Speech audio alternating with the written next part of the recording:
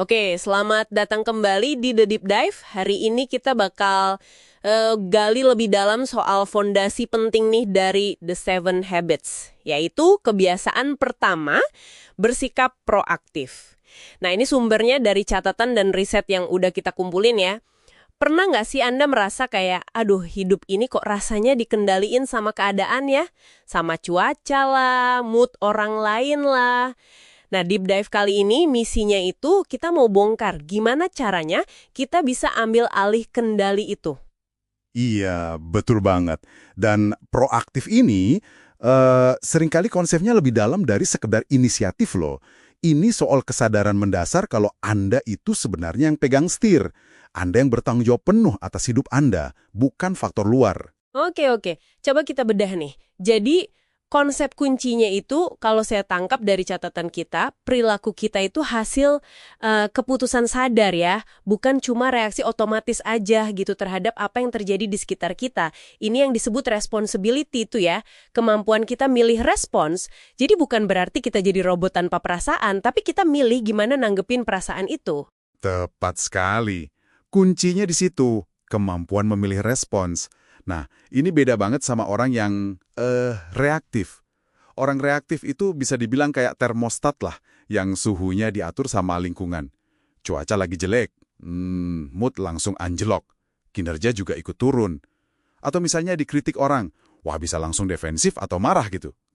Mereka itu secara nggak sadar ngasih remote control perasaan mereka ke hal-hal di luar kendali mereka. Kelemahan orang lain, kondisi eksternal, itu dibiarin ngatur diri mereka. Bahasanya juga khas biasanya. Sering keluar kata-kata kayak, ya mau gimana lagi? Atau, dia tuh bikin saya kesel banget. Atau, saya terpaksa lakuin ini. Wah, menarik itu soal bahasanya. Jadi kedengeran kayak korban keadaan gitu ya. Iya, bahasanya itu memperkuat perasaan nggak berdaya itu. Nah, kalau gitu bedanya sama orang yang proaktif gimana? Dari catatan kita, mereka ini kayak bawa cuaca sendiri ya. Mau hujan badai di luar, mau orang lain bersikap nggak enak, itu semua dianggap stimulus aja. Tapi responsnya itu datang dari nilai-nilai yang udah mereka pilih secara sadar. Udah diinternalisasi gitu. Persis. Jadi nilai-nilai mereka yang jadi panduan, bukan perasaan sesaat atau kondisi eksternal. Bahasa mereka pun beda, cenderung mencerminkan pilihan dan tanggung jawab. Misalnya, oke, saya akan cari solusinya. Atau, saya memilih untuk nggak terpengaruh sama sikap dia. Bukan lagi, aduh saya nggak bisa apa-apa nih. Oke, paham. Ini jadi ingat kutipan Eleanor Roosevelt yang kita catat juga. Tidak ada yang bisa menyakitimu tanpa persetujuanmu. Ini maksudnya gimana nih? Berarti kita yang ngasih izin gitu ya ke hal-hal di luar buat ngaruhin perasaan kita. Ya, bisa dibilang gitu. Mungkin kedengaran agak keras ya.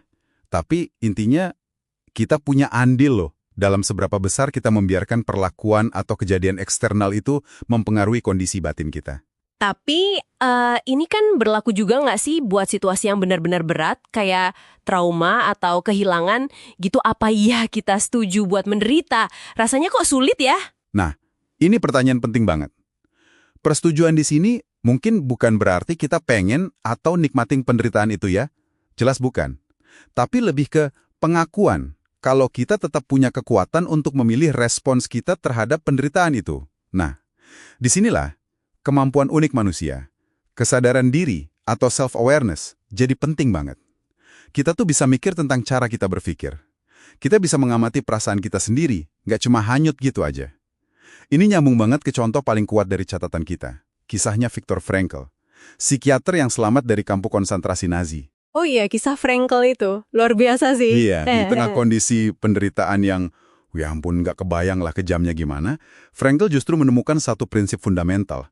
Dia sadar bahwa selalu ada ruang antara stimulus apa yang terjadi pada dirinya, perlakuan kejam itu, dan respons, bagaimana dia memilih untuk menanggapinya secara internal. Sekecil apapun ruang itu, disitulah letak kebebasan terakhir kita, yang nggak bisa direbut siapapun. Kebebasan untuk memilih sikap, memilih makna, memilih respons kita. Sekalipun situasinya seburuk itu. Wow. Jadi intinya, ada jeda ya, antara kejadian sama reaksi kita. Dan di jeda itu kita punya kekuatan milih. Betul. Frankl memilih untuk mencari makna, bahkan di tengah penderitaan yang luar biasa itu. Dalam situasi apapun, Seberat apapun, sebenarnya kita punya kekuatan untuk memilih respons kita. Orang yang reaktif itu kayaknya nyerahin remote control keluar ya, keadaan, orang lain. Sementara orang proaktif, mereka pegang sendiri remote itu, berdasarkan nilai-nilai yang mereka yakini. Tepat. Jadi kalau dirangkum nih dari semua materi kita, ada beberapa poin kunci ya. Pertama, proaktif itu soal kepemilikan penuh atas respons Anda. Bukan cuma soal inisiatif aja. Kedua, ruang antara stimulus dan respons itu beneran ada. Dan kita bisa latih diri kita buat pakai ruang itu dengan lebih sadar. Lewat kesadaran diri tadi. Ketiga, bahasa yang kita pakai itu penting banget. Nggak cuma mencerminkan sikap kita, tapi juga bisa memperkuat pola pikir proaktif atau malah reaktif. Oke. Nah, ini mungkin jadi pemikiran penutup nih buat Anda renungkan ya. Dalam kesibukan sehari-hari, seberapa sering sih Anda benar-benar sadar ada ruang itu? Jeda sesaat antara apa yang terjadi sama Anda dan gimana Anda beraksi. Dan kalau Anda sadar ada ruang itu, pilihan-pilihan apa aja sih yang sebenarnya Anda punya di sana yang mungkin selama ini belum Anda pakai sepenuhnya? Semoga Deep Dive singkat kita kali ini bisa kasih perspektif baru ya. Sampai jumpa di penjelajahan kita berikutnya. Selamat datang di Deep Dive kita kali ini. Hari ini kita bongkar materi soal kebiasaan satu dari 7 Habits ya, yang bersikap proaktif itu. Betul sekali. Kelihatannya ini ringkasan atau catatan yang cukup mendalam ya. Iya, jadi misi kita sekarang tuh coba gali inti dari konsep proaktivitas ini. Gimana cara kita lihat masalah sama arahin energi kita itu. Wah, penting banget buat hasilnya nanti. Oke. Ini kayaknya fondasi awal gitu ya. Oke. Mari kita bedah langsung. Konsep pertama yang langsung kelihatan menonjol ini soal bedanya dua lingkaran fokus energi kita. Gimana tuh maksudnya? Nah, iya. Jadi materi yang Anda kasih itu bedain antara lingkaran perhatian sama lingkaran pengaruh. Lingkaran perhatian itu isinya semua hal yang kita pikirin, kita khawatirin, tapi sebenarnya kita nggak bisa kontrol langsung. Kayak ya ekonomi global, utang negara, atau bahkan keputusan orang lain gitu. Dan orang yang reaktif katanya energinya malah banyak habis di situ ya? Benar. Akibatnya jadi nyalahin keadaan, ngerasa jadi korban. Terus yang ironis, lingkaran pengaruhnya, area yang bisa dia kontrol, malah jadi makin kecil. Kayak makin nggak berdaya gitu. Persis. Sebaliknya, lingkaran pengaruh itu isinya hal-hal yang bisa kita pengaruhi. Sikap kita sendiri, skill yang kita kembangin, cara kita ngerespon, kesehatan kita, hubungan yang kita jaga. Nah, orang proaktif fokusnya di sini. Ini nih bagian yang menarik banget. Jadi, dengan kita fokus ke lingkaran pengaruh, ke apa yang bisa kita ubah dalam diri kita justru pelan-pelan bisa bikin pengaruh kita lebih luas. Iya, betul. Bahkan mungkin bisa nyentuh hal-hal yang tadinya cuma di lingkaran perhatian itu. Contohnya gimana tuh? Ya, misalnya gini, kita ningkatin kompetensi kerja kita. Itu kan lingkaran pengaruh. Nah, lama-lama, pengaruh kita di tim atau mungkin di organisasi bisa jadi lebih besar. Itu kan udah mulai nyentuh lingkaran perhatian. Oke. Ada semacam energi positif gitu loh dari fokus ke dalam ini. Terus materinya juga bagi masalah jadi 3 jenis nih. Oh iya? Apa aja tuh? Menarik juga. Pertama, masalah kontrol langsung. Ini ya jelas soal perilaku kita sendiri. Solusinya, ya ubah kebiasaan kita. Ini murni di lingkaran pengaruh kita. Oke, itu jelas. Terus yang kedua? Kedua, kontrol tidak langsung. Nah, ini soal perilaku orang lain. Kita kan nggak bisa maksa orang berubah ya. Iya, benar. Tapi kita bisa ubah cara kita mempengaruhi mereka. Misalnya, jadi contoh yang baik, komunikasi lebih efektif. Itu kan tindakan kita, masuk lingkaran pengaruh lagi. Masuk akal. Berarti yang ketiga ini yang paling rumit ya? Yang kita nggak bisa apa-apain. Iya, yang ketiga itu tanpa kontrol. Hal-hal yang ya udah emang nggak bisa diubah. Masa lalu misalnya, atau beberapa realitas situasi. Terus solusinya gimana dong? Solusinya adalah ngubah respons kita terhadap hal itu. Belajar nerima, adaptasi, cari makna positifnya. Lagi-lagi respons kita kan adanya di lingkaran pengaruh kita. Wah, jadi kuncinya untuk semua jenis masalah itu, solusinya selalu dimulai dari lingkaran pengaruh kita ya, dari diri sendiri. Tepat sekali, selalu mulai dari dalam. Itu lumayan beda ya sama kebiasaan banyak orang yang langsung nunjuk keluar. Ini nyambung juga kan sama ide soal ambil inisiatif? Nyambung banget. Proaktif itu bukan cuma nunggu atau bereaksi pasif. Tapi kita sadar tanggung jawab kita buat bikin sesuatu terjadi. Bertindak duluan gitu ya? Bukan berarti agresif tapi. Iya, bukan agresif. Tapi mengenali peran kita.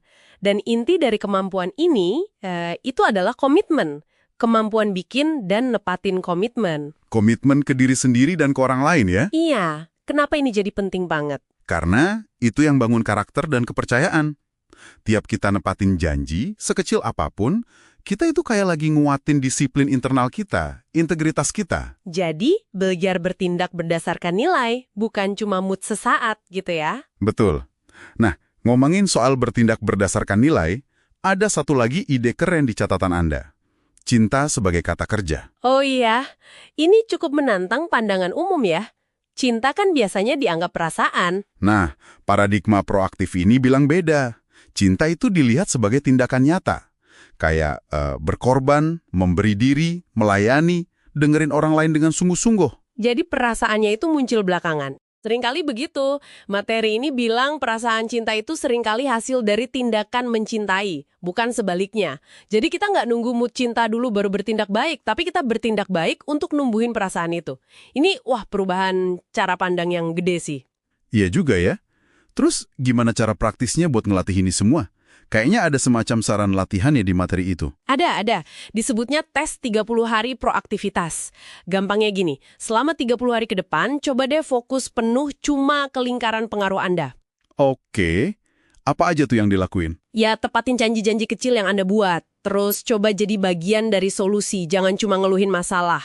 Kalau bikin salah, ya udah akui aja cepat, perbaiki, terus belajar dari situ. Jadi kayak latihan intensif gitu ya buat otot proaktif kita? Bisa dibilang gitu, latihan fokus ke dalam. Oke, jadi kalau kita tarik kesimpulan besar nih dari semua pembahasan ini, apa intinya buat kita semua? Inti dari proaktivitas ini sebenarnya bukan soal kita bisa ngontrol dunia luar seisinya gitu ya, bukan. Tapi lebih ke ngontrol satu-satunya hal yang benar-benar bisa kita kontrol, diri kita sendiri. Dan respons kita terhadap apapun yang terjadi di luar sana. Itu kuncinya. Ini yang disebut kemenangan pribadi pertama itu ya.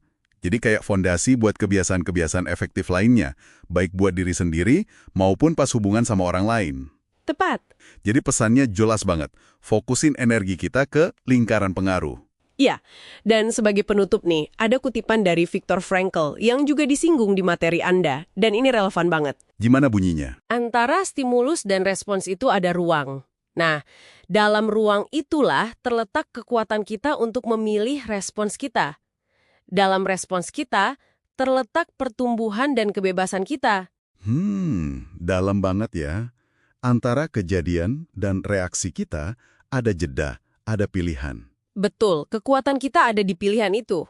Jadi mungkin pertanyaan buat direnungkan oleh Anda yang dengerin, dalam situasi yang lagi Anda hadapi sekarang nih, gimana Anda mau pakai ruang itu?